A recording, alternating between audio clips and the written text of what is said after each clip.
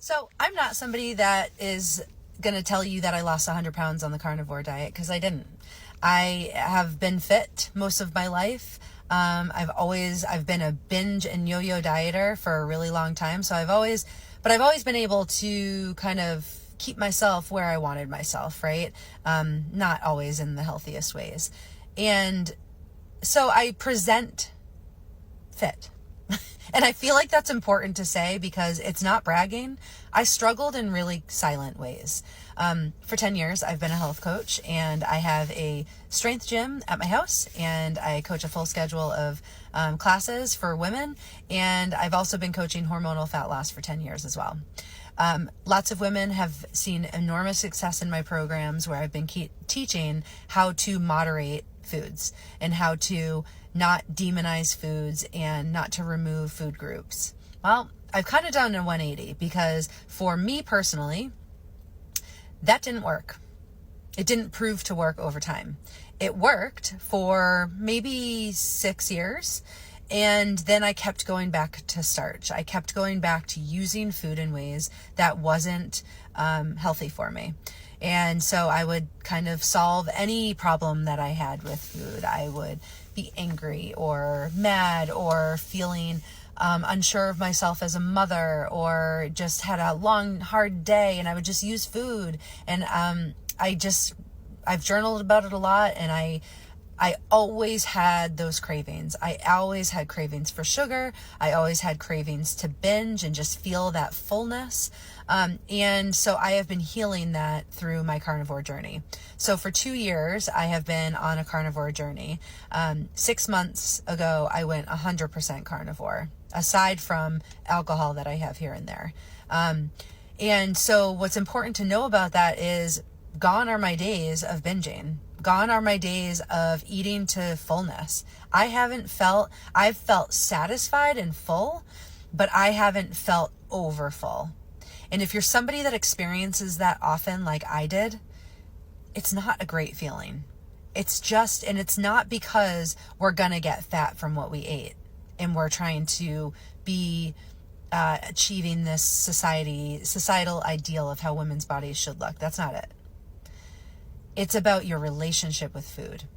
And I had a really poor relationship with carbs and starches. And I didn't discover that until I went on the carnivore diet and I didn't have them.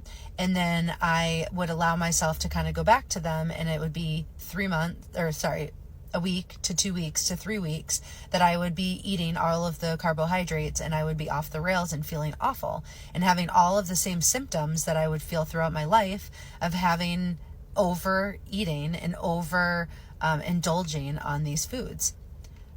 Brain fog, anxiety, inflammation, just lots of swelling in my body, inflammation in my joints not feeling good. And so 6 months ago, I looked at my husband after Halloween it was, and I said, nobody's coming to save me. You're not coming to save me. The kids aren't coming to save me. Nobody is like, hey, Jess, your relationship with food isn't so great. And so I was like, I need this carnivore diet as a way for me to heal my food addiction. And so I went 100% carnivore, and I ate protein and fats and like pickles, cucumber, like random vegetables, not a lot though. And it has completely changed my life. I saved myself. No one was coming to save me, but I was doing the research, and I did the due diligence to look at this plan and know that it was exactly what I needed for my why. Because my clients didn't know that I was struggling with this up and down, this roller coaster of cravings and binging. And because I always presented fit, right? I've been a health coach. I love lifting, all of these things. But let me tell you, when I went on my binges, I didn't feel great. I didn't really want to coach. I didn't really feel inspired or motivated myself. I felt lots of brain fog. I felt bloated. I felt gassy. I just felt awful in my own skin. And I knew that I needed to take ownership of that, and I needed to change that story once and for all. And that is why I went on carnivore. Now, I did lose weight. I lost fat. I lost 12 pounds of fat, which I'm 5'4" and 142 pounds now. And that has made an enormous difference. I feel lean in my abdomen. I'm definitely changing my pant sizes, but I don't really care about those results. They're great, but what I'm most excited about is the fact that I'm not using food in the same way that I used to use food. I am eating nutritionally dense foods and I'm able to absorb it all because I'm not eating a bunch of crap that my body has to break down around it.